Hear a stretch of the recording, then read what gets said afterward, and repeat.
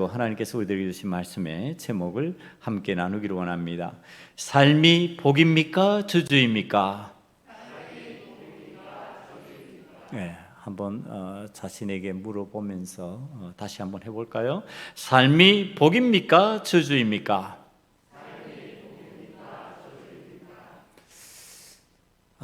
여러분, 삶을 전부 다 살잖아요. 사람은 삶을 사는 사람이죠.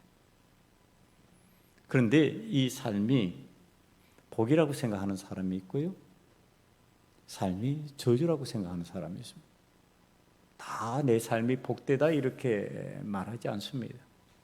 내 삶이 저주스럽다 이렇게 말하는 사람들이 있는데요, 그 삶에 왜 그런 현상들이 일어날까? 똑같이 삶을 사는 사람들인데, 세상을 살아가는 사람들인데 왜 어떤 사람은 복이라고 말하고 어떤 사람은 저주라고 말하고 있을까? 왜 자신의 삶을 복되다고 말하지 못하고 저주스럽게 생각하는 사람이 있고 복되다고 생각하는 사람으로 나뉘어질까? 그 내용을 오늘 하나님 앞에서 깨달으면서 우리 모두가 하나님 앞에서 삶이 복이라고 인정하고 믿음으로 받아들이는 역사가 저와 여러분에게 이 추석 명절의 예배 가운데 임하시기를 간절히 축원합니다. 우리 삶에는요, 모순되는 현상이 참 많이 일어납니다. 제가 지금 평상시에 하면 안 되거든요. 해서는 안 될 일이에요. 그런데 어떤 순간에는 그것이 참 고마운 일로 바뀌어집니다. 그 속에 의미라는 것이 들어가 있기 때문에 그렇습니다. 어떤 의미를 담고 그렇게 해내냐에 따라서 그것이 평소에는 용납이 안 되는데 고마운 것으로 바뀌어져 버리는 거예요. 그 대표적인 이야기가 불법 주차에 관한 이야기입니다. 여러분들도 뉴스를 통해서 보셨는지 모르겠습니다. 이번 대형 태풍 흰남노가 우리나라를 덮쳐온다 이렇게 할 때 온 나라가 이제 근심에 빠집니다. 왜냐하면 이 태풍이 우선은 강력한 바람을 가지고 있습니다. 그렇게 일단은 생각을 하고 있었습니다. 강력한 바람, 이제 이때까지 경험해 보지 못했던 최고의 강력한 바람을 가지고 이 태풍이 온다. 그러니까 태풍을 막바로 받는 제주도의 입장에서는요, 이게 심각한 문제가 생긴 겁니다.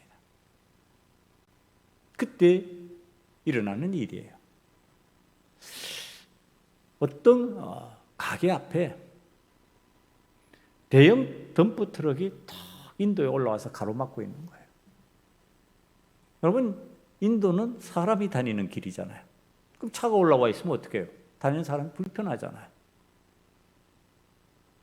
이건 불법 주차예요. 인도에 차량이 올라와 있다. 그것도 대형 차량이 올라와 가지고 통행을 방해하고 있다. 불법 차량, 불법 주차 차량이죠. 사람들이 불편해하고 원망해야 될 일인데 고마워하고 있습니다. 왜 그러냐? 내용을 들어봤더니 이 대형 덤프 트럭이요, 그 가게의 유리문을 막기 위해 가지고 그곳에 올라와 있는 거예요. 분명히 불법 주차예요.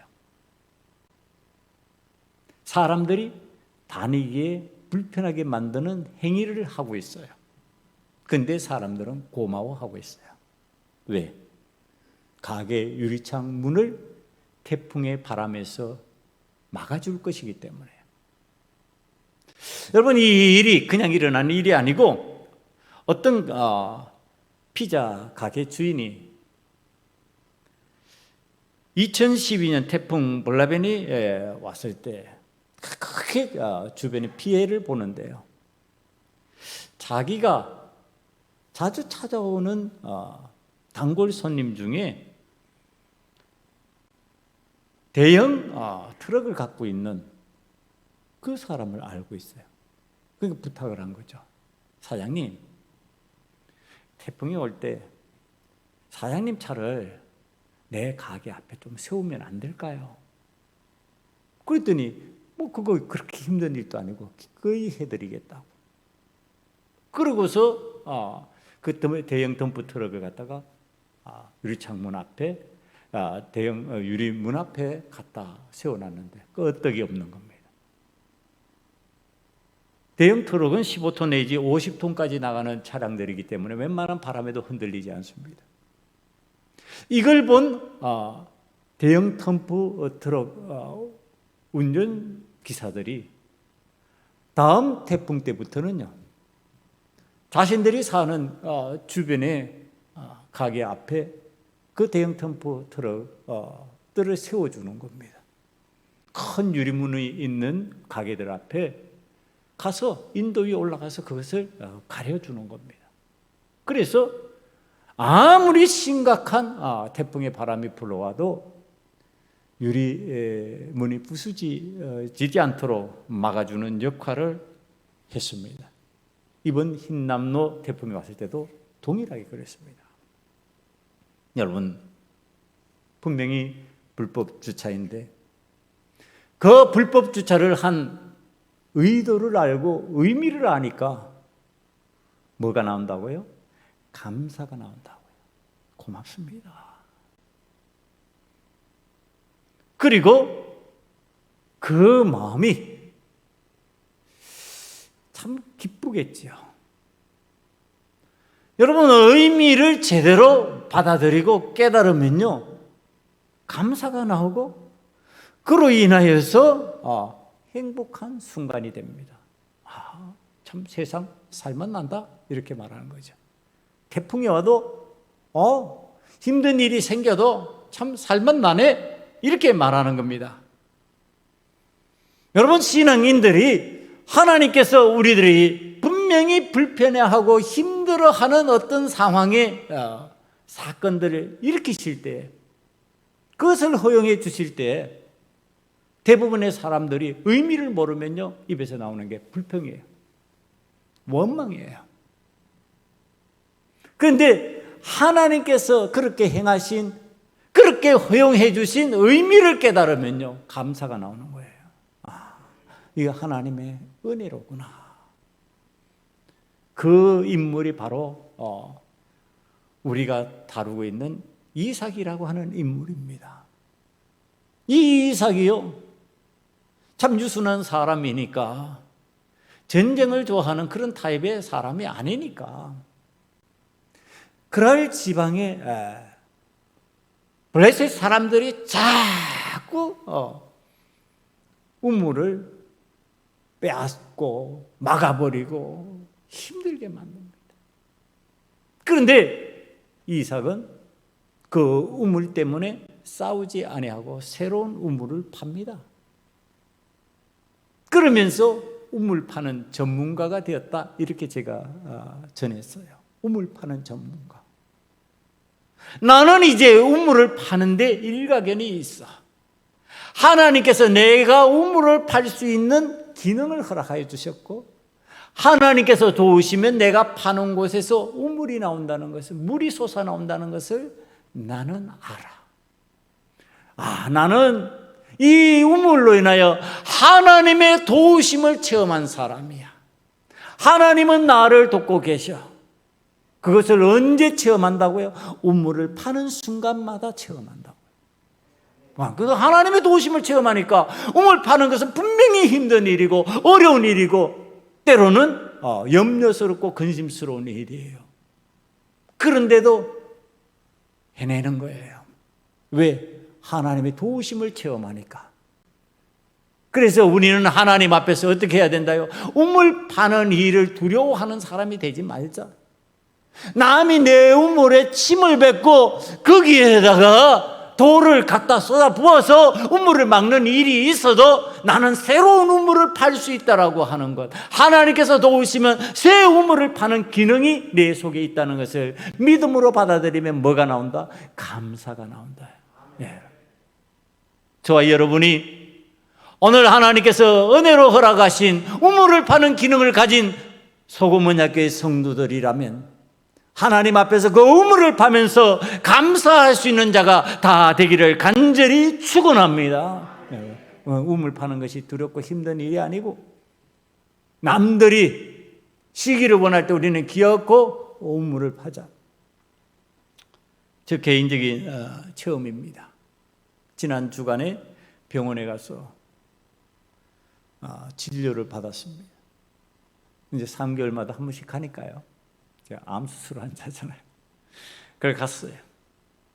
갔는데 의사 선생님이 이제 피 검사를 하고 뭐 여러 가지 기능 검사를 하고 나서 깜짝 놀라면서 얘기를 해요. 어떻게 한 달 만에 이렇게 달라졌죠? 제가 이제 휴가 한 달을 보내면서 이제 검사를 한 거죠. 휴가를 지나고 난 뒤에 검사는 중성지방, 뭐 고지혈, 뭐 이런 관련 모든 게 정상입니다. 굉장히 좋습니다. 옆에 집사람이 같이 가서 깜짝 놀라는 거예요. 듣고서 우리 집사람이 늘 걱정하던 거였거든요. 당신은 중성지방 그 부분이 높기 때문에 음식을 조심하고 뭐 이러면서 이제 늘 염려하던 일이었는데 의사 선생님이 어떻게 한 달 만에 이렇게 모든 수치가 좋아졌냐고. 그래서 제가 한 달 동안 쉬면서 열심히 몸을 놀리고 그랬습니다. 그랬더니 우리 딸이 얘기해요. 아이고, 목사님이 실수하셨네. 그때 더 말했어야죠. 하나님의 은혜였습니다. 그래서 제가 우리 딸한테 배웠어요. 그래, 그렇게 말했어야 되는데 내가 몸 열심히 놀리고 쉬었다라고 하는 거, 그것만 말했구나. 여러분, 암 수술하고 난 뒤에 불안하고 염려하고 근심스러운 게 아니라 이전보다 더 좋은 건강의 상태로 바뀌고 있다라고 하는 거. 이게 하나님 앞에서, 이게 내가 은혜 받은 것 아닌가? 하나님 앞에서 낙심하고 실망하고 좌절하고, 하나님 왜 힘든 일 생기게 만드셨어요? 왜 하나님 내 창자 끊어내셨어요? 하나님 왜 대소변이 불편하도록 만드셨어요? 그게 아니고 그게 다 하나님의 뜻이 있지. 하나님께서 나를 향하신 무언가 계획하시는 것이 있지. 그 의미를 받아들이니까 감사가 나오고, 감사하면서 움직이고 활동하고 하니까 더 좋아지더라. 처음입니다. 사랑하는 성도 여러분, 여러분들 속에 힘들고 어려운 일이 있을 때 낙심할 것이 아니라, 절망에 빠질 것이 아니라, 하나님께서 나에게 주신 의미를 받아들이고 그 의미를 찾아서 더 적극적으로 움직이고 더 활동하고 더 하나님 앞에 감사하면 모든 것이 복이 될 줄 믿습니다. 이게 복이죠. 지금 이삭이 우물을 파면서 그런 의미 있는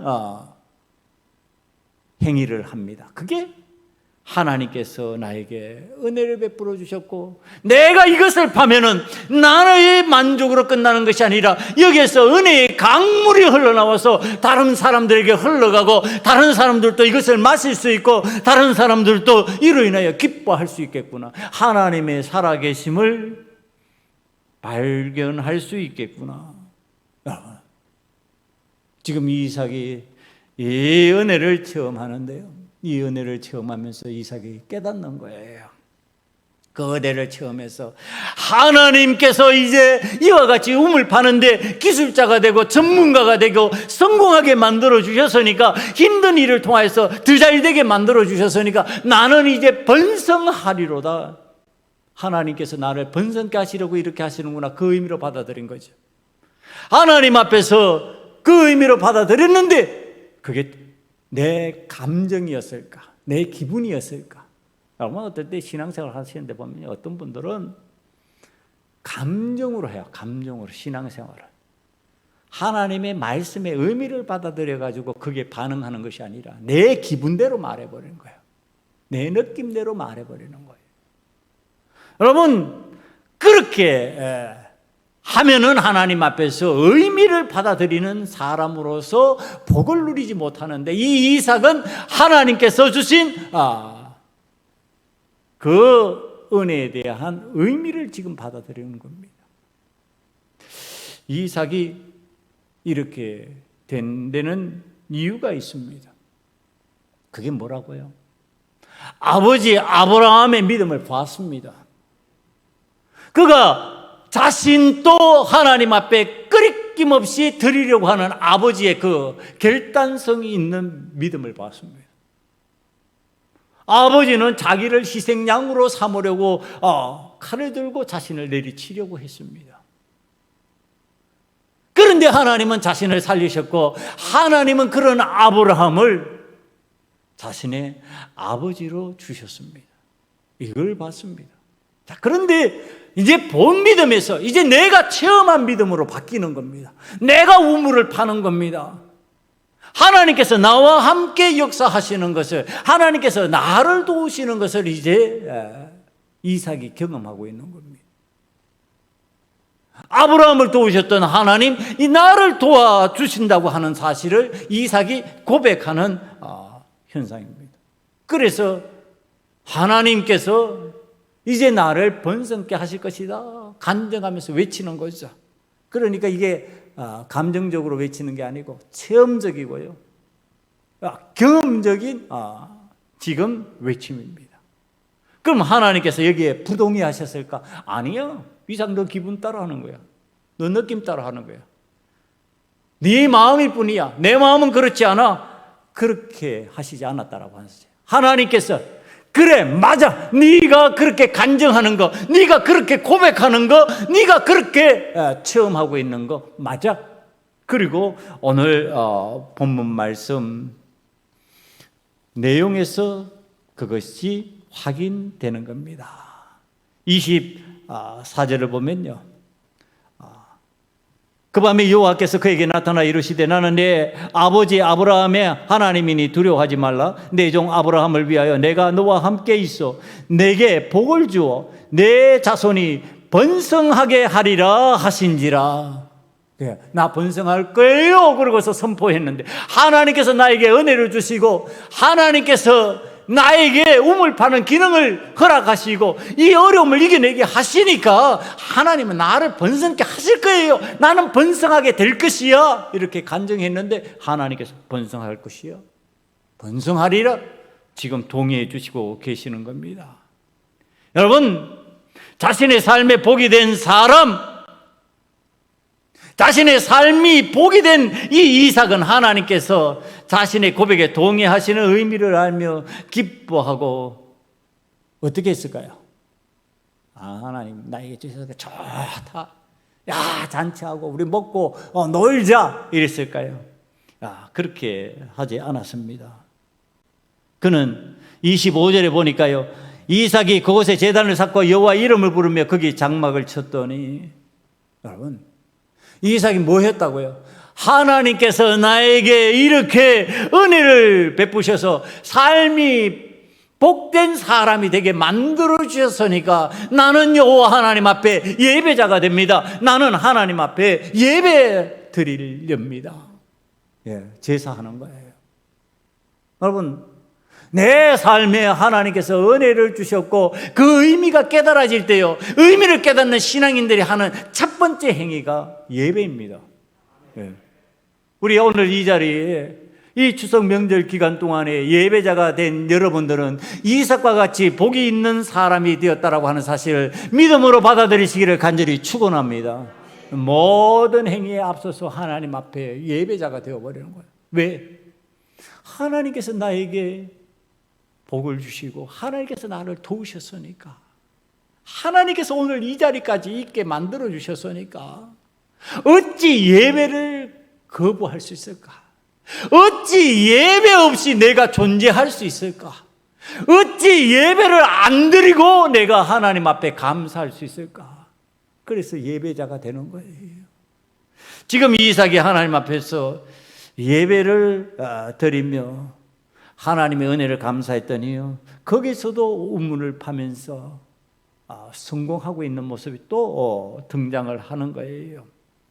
자, 이제 이삭은 가는 데마다 우물을 파고요. 우물을 팔 때마다 성공합니다. 우물을 팔 때마다 성공하는 이 이삭이요, 세상의 사람 눈에 어떻게 보일까요? 두렵기 시작합니다. 도대체 저는 어떻게 해서 저렇게 될까? 우리는 하면 잘 안 되는데, 우리는 해도 안 되는데 왜 저는 될까? 왜 저는 될 수밖에 없을까? 이상하게 사람 생각할 때 가만히 보니까요, 이삭이 여호와 하나님을 믿고 있습니다. 여호와 하나님을 의지하고 있는 거예요. 그러니까 지금 그 이삭의 성공을 보고, 이삭의 우물 파는 그 일을 보고 세상의 사람들이 여호와 하나님께서 그와 함께 하시니 저가 저렇게 되는구나. 그렇다면 어떻게 해야 되지? 저 건드리면 안 돼. 저를 힘들게 만들면 안 되겠구나. 그러고서 하는 일이 이삭을 찾아와서 맹세하여 화친하자고 계약하자는 겁니다. 화친의 계약을 맺자고 그러는 겁니다. 자, 이삭을 찾아온 아비멜렉의 이야기예요. 아비멜렉에 관한 이야기를 우리가 들으면서 참 재미있는 내용이 있습니다. 반전입니다. 여러분, 상황이 역전이 됐어요. 지금 아비멜렉이 찾아와가지고 이삭에게 우리 화친합시다, 우리 계약합시다, 나와 더불어 맹세하고 우리 서로 잘 지내봅시다, 이렇게 말하는 이 상황에서 이삭이요, 27절을 보면 참 재미있는 표현을 합니다. 이게 반전인데 한번 내용을 보면, 이삭이 그들에게 이르되 너희가 나를 미워하여 나에게 너희를 떠나게 하였거늘 어찌하여 내게 왔느냐. 여러분, 이 지금 문장의 형식, 글의 형식을 여러분 어디에서 찾을 수 있습니까? 이건요, 아비멜렉이 이삭에게 묻던 방식이에요. 너는 어찌하여서 너의 아내를 나에게 누이라고 했느냐? 힐문하는 거죠. 나무라는 거죠. 왜 내가 실수할 수밖에 없도록 상황을 만들었느냐? 아비멜렉이 전에 이삭이 두려워서 그렇게 한 행위를 갖다가 힐문하면서 꾸짖으면서 지금 말하고 있습니다. 그런데 상황이 역전이 됐어요. 반전이 일어났어요. 이제는 이삭이 아비멜렉에게 동일한 형식으로 묻습니다. 내가 미워해서 떠나게 만들더니 어찌하여 내게 왔느냐? 그러니까 전에는 이삭이 대답해야 될 형편이었어요. 근데 이제는 누가 대답해야 돼요? 아비멜렉이 대답해야 되는 거예요. 이삭이 묻고 아비멜렉이 대답해야 됐어요. 전에는 아비멜렉이 묻고 이삭이 대답했어요. 이삭이 대답하면서 참 비참했어요. 당신이 두려워서 그랬습니다. 참 그 말하는 게 얼마나 좀 비참하냐 말이에요. 나는 당신이 두려웠어요. 그런데 지금 그 대답을 누가 해야 되느냐 하면은 아비멜렉이 할 수밖에 없는 상황이 됐어요. 이삭 앞에 내가 당신이 두렵습니다, 이렇게 말할 수밖에 없게 된 거예요. 여러분, 지금 이 상황이, 이 내용, 이 상황을 보면은 여호와 하나님께서 너와 함께 계심을 우리가 보았노라. 아비멜렉이 그래서 두렵다. 나는 너가 두려워. 우리는 너희가 두려워. 지금 그렇게 말하고 있는 이 내용. 여러분, 우리가 하나님의 도우심을 받고 하나님 앞에 복된 인생으로 살아갈 때 세상적으로는 어려운 것 같고 힘든 상황이 생긴 것 같은데 어떻게 한다고요? 나의 대적이 나에게 할 수밖에 없는 말, 두려워요. 나는 당신이 두렵습니다. 당신과 함께 하시는 하나님 때문에 나는 당신이 두렵습니다. 지금 이렇게 말할 수밖에 없는 건 여러분, 여러분의 능력이 아니고 하나님의 도우심인 줄 믿으시기를 바랍니다. 여러분, 하나님이 도우시면 여러분들의 인생에 여러분이 두려워하는 것이 아니라 여러분의 상대편이 여러분들을 힘들게 만들 수 있는 그 상황이 여러분을 두려워하게 된다고 하는 사실을 믿음으로 받아들이면 오늘 이삭이 바로 그 체험을 하고 있고 오늘 우리에게 그런 믿음을 가지라고 가르쳐 주고 있다고 하는 사실입니다. 여러분, 그때 이제 아비멜렉이 고백하는 거예요. 가만히 보니까 당신은 여호와께 복을 받은 자이군요. 그래서 두려워요. 여호와 하나님께서 함께 하시는 당신은 복을 받은 자입니다.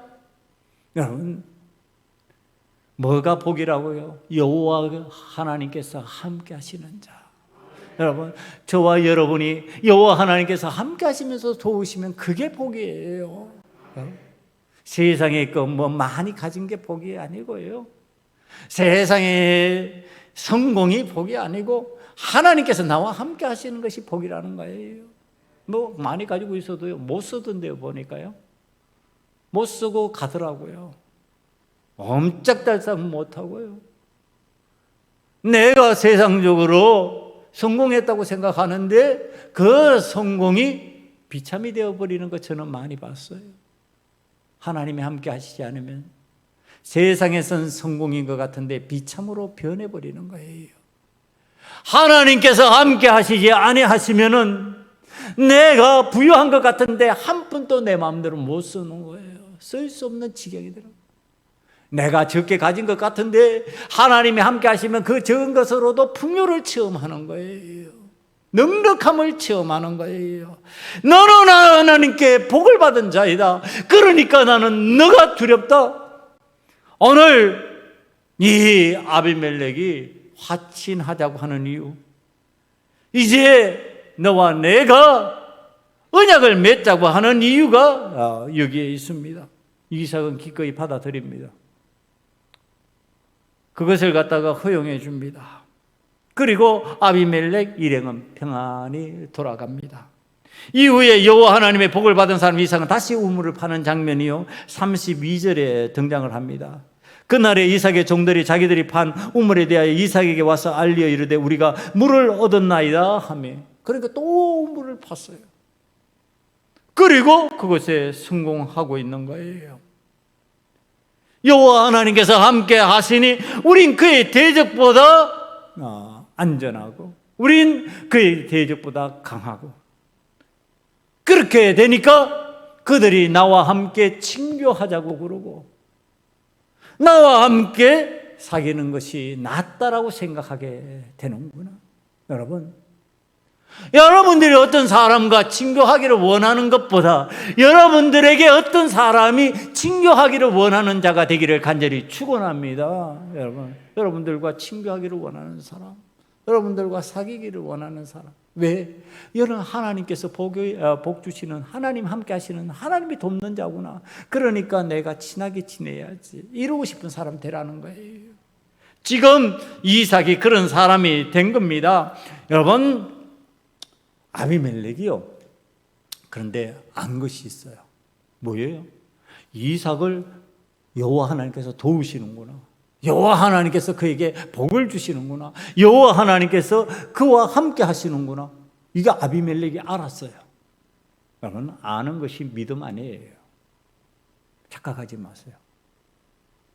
아비멜렉이 지금 이삭을 찾아와가지고 언약을 맺자 그러고 계약을 하자 그럽니다. 저는 나 같으면 네가 안 한다, 이렇게 안 한다.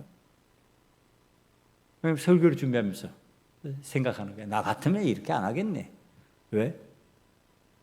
아니, 이삭과 함께 하시는 하나님, 이삭을 도우시는 하나님, 이삭에게 은혜를 베푸시는 하나님을 알았다면 하나님 믿어버리면 되지. 내가 하나님 믿으면 되잖아. 내가 왜 이삭하고 친교해? 왜 이삭하고 잘 되기를 바라고 사람하고 잘 되는 곳에 집착을 할까? 하나님하고 계약하면 되지. 하나님하고 언약 맺으면 되지. 이삭은 하나님과 언약을 맺잖아요. 아브라함은 하나님과 언약을 맺잖아요. 그런데 아비멜렉은 누구하고 언약을 맺으려고 그래요? 이삭하고 맺으려고 그러는 거예요. 사람하고 맺으려고. 여러분, 세상의 사람들은요, 언약 받고 계약하는데 누구하고만 계약해요? 사람하고만 계약해요. 사람하고만 언약을 맺어요. 그런데 믿음의 사람들은 누구하고 언약을 맺어요? 하나님하고 언약을 해요. 하나님하고 계약을 해요. 그러니까 세상의 사람들은 누가 도울 수 있어요? 사람이 도울 수 있어요. 그런데 믿음의 사람들은 누가 도와요? 하나님께서 도우셔요. 돕는 범위가 달라져요. 돕는 역량이 달라져요. 여러분, 이런 내용을 성경에서 찾아볼 수 있어요. 기생 라합을 아시죠?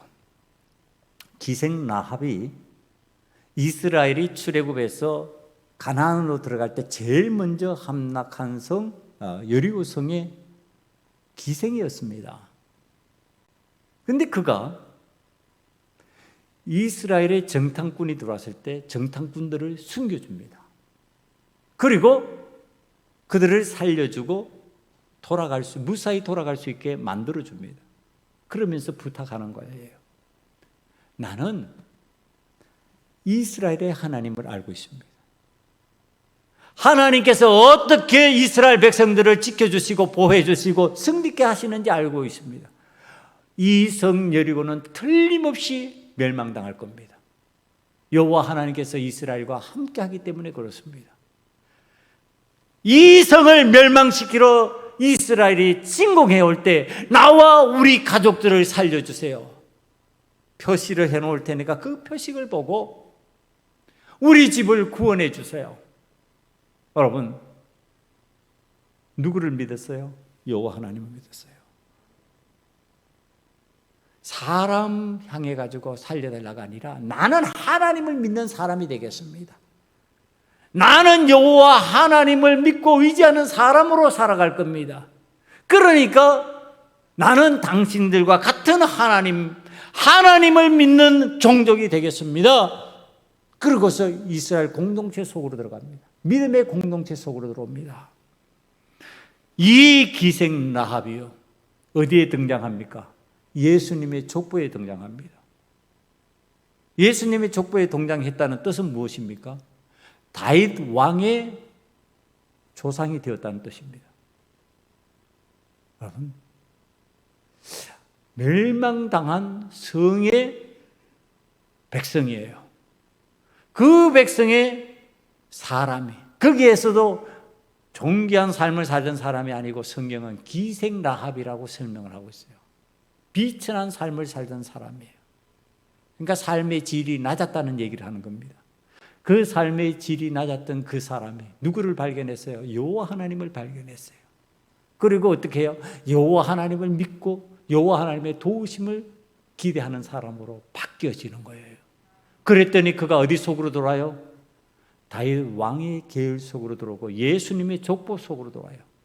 구원의 족보 속으로 들어오는 사람이 된 거예요. 여러분, 오늘 왜 사람하고의 계약과 사람을 바라보는 일에 그렇게 급급하게 살아가고 있을까? 사람 눈치 보면서 왜 그렇게 삶을 살아가고 있을까? 오늘 우리 신앙인들은요, 사람 눈치 보는 거 아니에요. 사람 의식하면서 살아가는 거 아니에요. 뭐 그렇다고 해가지고 사람을 무시하고 살아가는 뜻이 아니에요. 함께 살아가지만은 사람 때문에 하나님 믿는 것을 도외시하고 하나님 바라보고 하나님 의지하는 것을 뒷전으로 넘겨버린다면 어떻게 하나님의 도우심을 받을 수 있는 믿음의 사람이 될 수 있는가요? 여러분, 하나님의 도우심을 받으면 하나님의 함께 하시는 은혜를 체험하려면은 사람하고의 계약이 아니라 하나님과 언약하고 계약하는 자가 되어야 된다는 사실을 믿음으로 받아들이시기를 간절히 축원합니다. 하나님 앞에요, 하나님과 계약하세요. 하나님과 언약하세요. 하나님 나를 도와달라고 하나님 앞에 기도하는 자가 되세요. 하나님 앞에 예배하는 자가 되세요. 그래야지 이 기생 라합과 같이 삶이 바뀌어지고 가문이 바뀌어지고 구원의 자리로 들어가는 사람이 될 수 있다고 하는 사실, 그것을 오늘 말씀이 가르쳐 주시는데요, 아비멜렉은 그걸 못하는 거예요. 이삭과 계약하고 끝, 그리고 평안히 돌아갔다. 그의 마음은 평안했는지 모르지만 그건 잠시 잠깐이에요. 다시 불안해질 거예요. 여호와 하나님께서 함께 해주셔야 그 평안이 지속된다고 하는 사실, 그 평안이 영원으로 천국으로 이어진다고 하는 사실을 여러분들이 믿음으로 받아들이셔야 합니다. 이 아비멜렉이 하나님 앞에서 믿음의 사람으로 바뀌지 아니하고 사람과의 관계를 개선하는데 초점을 두고 있었기 때문에 그는 성경에서 쓰임받는 사람으로 등장하지 않습니다. 성경은 그런 인물들을 중요하게 다루지 않습니다. 하나님과 계약하고 하나님의 도우심을 기대하고 살아가는 사람들을 중심으로 성경은 이야기하고 있습니다. 이삭이 그러한 은혜를 체험하고 그러한 상황 속에서 하나님의 영광을 체험하게 되는데, 자, 이제 이런 삶을 사는 것을 누가 볼까요? 이삭과 이삭의 주변에 있는 사람들, 그의 가족들 다 보겠죠. 이삭이 아버지 아브라함의 믿음의 행위를 보면서 산 것처럼, 그래서 대를 이어 믿는다고 하는 것은 그런 점에 있어서 큰 장점이에요. 지금 내 눈으로 볼 수 있는 게 있잖아요. 내가 지금 체험할 수 있는 것들이 내 아버지 때 이미 경험한 일들이, 그게 내 체험으로 오니까 반복되고 누적되면서 아하, 하나님 이렇게 역사하시는구나 깨달아지는 거죠. 지금 그와 같은 깨달음을 야곱과 에서 이 두 쌍둥이도 할 수 있게 되어 있습니다. 아버지 이삭을 바라보면서 야곱과 에서가 이렇게 하면 되는구나, 이렇게 하면 하나님이 도우시는구나 알잖아요. 자, 이렇게 하면 되는데 오늘 성경 이제 마지막 부분으로 넘어가면은 에서가 34절에 결혼을 하는 모습이 등장을 합니다. 40세에 헷족속 부에리의 딸 유딕과 헷족속 엘론의 딸 바스맛을 아내로 맞이하였더니 두 아내를 취합니다. 유딕과 바스맛이라고 하는 헷족속의 아내를 취합니다. 그런데 이게 왜 성경에 등장할까요? 이 다음에 이제 일어나는 사건에서 이런 것들이 다 문제가 될 수 있다고 하는 것을 성경이 가르치려고 하는데, 그 내용을 35절에서 이삭과 리브가의 마음에 근심이 되었더라 이렇게 표현을 하는 것으로 나타냅니다. 부모의 근심이 되는 것. 부모가 어떤 사람인데 믿음의 사람인데 믿음의 사람이 근심하는 일을 에서가 했더라. 아니, 믿음 있는 부모가 하는 일들을 내가 보고 자랐는데 그럼 나도 믿음 있는 사람이 되면 되는데 지금 그가 한 행위가 믿음 있는 행위가 아니었다는 얘기를 하는 겁니다. 그거 왜 그럴까요? 아브라함이요, 아버지 이삭의 아내, 그러니까 내 어머니 리브가를 갖다가 데려올 때 자기 본토 친척 고향집에서 데리고 옵니다. 그 땅에서 취하지 않습니다. 왜? 그 땅은 우상을 섬기는데 너무나도 혼탁해져 있었던, 종교적으로 우상 숭배가 극심했던 그러한 장소이기 때문에 거기에서 받아들이면 그 영향을 받을 수밖에 없는 거예요. 그거 안 된다는 거예요. 그러니까 아브라함이 신앙적인 영향을 잘 받을 수 있는 본토 친척집, 내 아버지의 집에서 리브가를 데리고 온 거예요. 그럼 이건 누가 봤어요? 누가 알아요? 야곱과 에서가 알아요. 우리 할아버지가 우리 어머니를 그렇게 데려오셨대. 그럼 내가 어떻게 하면 돼? 그렇게 하면 되겠구나. 이렇게 돼야 되잖아. 안 하는 거예요. 왜? 왜 그럴까요, 여러분? 왜 안 했을까요? 그렇게 하면 되는데 왜 안 했을까요? 성경에는 안 나와 있지만은 제가 묵상하면서 바라보는 관점이에요. 헷 족속의 딸들이 꽤 괜찮아요. 꽤 멋있어요. 꽤 매력적이에요. 성품도 좋아요. 부모님에도 잘할 것 같아요. 그래서 들어오면 되겠구나. 뭘 안 봤어요? 신앙만 안 봤어요. 하나님과 계약한 내용을 보지 않았어요. 하나님을 믿는 믿음을 보지 않았어요. 나머지는 다 좋았는지도 몰라요. 너무너무 훌륭한 여성이었을 수도 있어요. 인격적으로 세상 사람들이 말하는 그 좋은 인격자일 수도 있어요. 그런데 뭐는 없어요? 믿음은 없어요. 여러분, 이게 부모의 근심거리가 되어버리는 거예요. 이게 지금 하나님의 도우심을 거절하는 일이 되어버리는 거예요. 내가 보기에 괜찮아요. 내가 보기에 좋아요. 꽤 괜찮은 상황이에요. 그래서 그것을 받아들였는데 하나님은 안 도와셔요. 돕지 않으셔요. 도와줄 수 없어요. 왜? 하나님 원치 않는 결혼을 하니까. 하나님 안 도우시는 거예요. 여러분, 하나님 원치 않은 일을 하면서 하나님 도와주세요. 이것보다 모순적인 기도를 하는 사람 없어요. 아니, 도둑질을 하면서 하나님 앞에 도와주세요. 그러면 하나님께서 돕겠냐 말이에요. 살인하고 강도질하면서 하나님 도와주세요. 그러면 하나님께서 돕겠냐 말이에요. 도우시겠냐고요. 여러분, 극단적인 표현을 해서 그렇지만은 지금 하나님 원치 않는 결혼을 하면서 하나님 도와주세요. 안 도와주시죠. 그러니까 부모의 마음이 근심이 되는 거예요. 자, 이런 내용이 성경에 없을까? 잘 나타나 있는 데 있습니다. 여러분, 솔로몬 왕 아시죠? 솔로몬 왕이에요. 그의 마음속에 아버지의 믿음이 들어와 있을 때, 아버지의 교훈이 들어와 있을 때, 아버지 다윗이 들어와 있을 때, 믿음의 사람 다윗이 들어와 있을 때는요, 그가 뭘 한지 아세요? 성전을 지었어요. 여호와 하나님께서 거처하시는 성전을 내가 지어야 되겠다. 아버지 다윗의 믿음, 아버지 다윗의 그 마음이 들어와 있을 때는 내 아버지 다윗이 지으려고 했던 성전 내가 지어야 되겠다. 그러고서 성전 건축을 하는 거예요. 근데 그의 마음에 이방 나라의 왕들의 공주들이 들어와 있을 때요, 그의 삶 속에 그 이방 나라의 공주들이 들어오기 시작할 때, 그때 그의 삶은 여호와의 성전을 회파시키는, 여호와의 성전을 무너뜨리는 일을 합니다.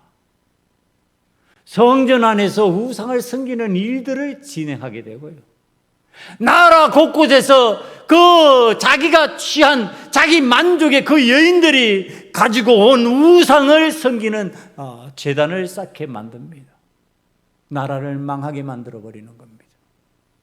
나라가 끝장나 버렸습니다.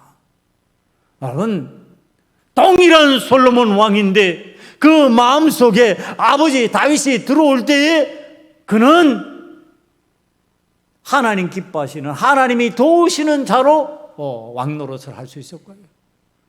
하나님께서 원치 않는 일을 하면서 하나님의 도우심을 거절하는 사람이 되어버렸을 때 그는 하나님께서 함께 하시지 않는 사람, 하나님 기뻐하시지 않는 사람, 그리고 패망하는 사람이 되어버렸다고 하는 사실, 성경이 우리들에게 가르쳐주는 내용입니다. 여러분, 오늘 내 삶 속에 무엇이 들어와 있습니까? 무엇이 들어옵니까? 들어올 때 하나님의 말씀이 들어와야 되고요, 하나님의 영이 들어오셔야 됩니다.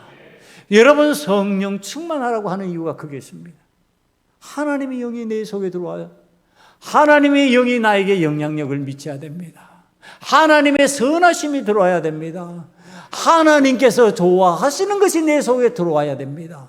하나님 기뻐하시지 않은 것, 부정적이고 원망하고 불평하고 시기하고 질투하게 만드는 그런 것들이 들어올 때 여러분들 스스로 하나님께서 돕지 않은 자가 되신다고 하는 사실을 여러분들 믿음으로 받아들이시고, 오늘 여러분들이 복된 사람이 되려면 하나님께서 도우실 만한 믿음의 사람의 삶을 사는 그 자리에 들어가는 자, 그러한 것을 받아들이고 수용하는 자가 될 때 하나님의 영광이 여러분들 가운데 머무신다고 하는 사실을 오늘 말씀 가운데 믿음으로 받아들이시기를 간절히 축원합니다.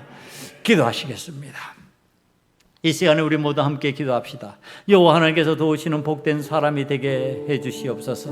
성령 충만하고 감사가 넘치고 믿음의 소망이 있는 사람이 되어 복된 그리스도인이 되게 만들어 주시옵소서. 이와 같은 마음 가지고 다 같이 통성으로 기도드립니다. 여호와 하나님, 하나님께서 도우시는 복된 사람이 되기를 원합니다. 성령 충만하고 감사가 넘치고 믿음의 소망이 있는 하나님의 사람으로 복된 그리스도인으로 살아가게 만들어 주시옵소서. 아버지, 세상이 원하는 대로 끌려가지 않게 만들어 주시고 하나님 원치 않은 자리에 가는 자가 아니게 하나님께서 원하시는 곳에 머무는 자가 되게 하시고 하나님 앞에 예배하는 자가 되게 하시고 하나님의 영광을 체험하는 자가 되게 만들어 주셔서 아버지 하나님, 저들이 하나님 앞에 복을 받는 삶이 복된 자가 다 되게 만들어 주시옵소서. 아버지 하나님, 우리 소금언약교회 성도들은 삶이 복된 자가 되기를 간절히 기원합니다. 아버지 하나님, 저들의 마음속에 하나님의 도우심을 기대하는 믿음의 언약이 생기게 만들어 주시옵시고 사람의 눈치를 보고 사람에 의해 좌우되는 그 내용의 삶을 버릴 수 있게 만들어 주시옵소서. 하나님의 눈치를 보고 하나님께서 무엇을 원하는지 그 의미를 깨닫는 믿음의 사람으로 살아갈 수 있는 길이 환히 열릴 수 있도록 도와주시옵소서. 예수님 이름으로 감사하며 기도드리옵나이다. 아멘.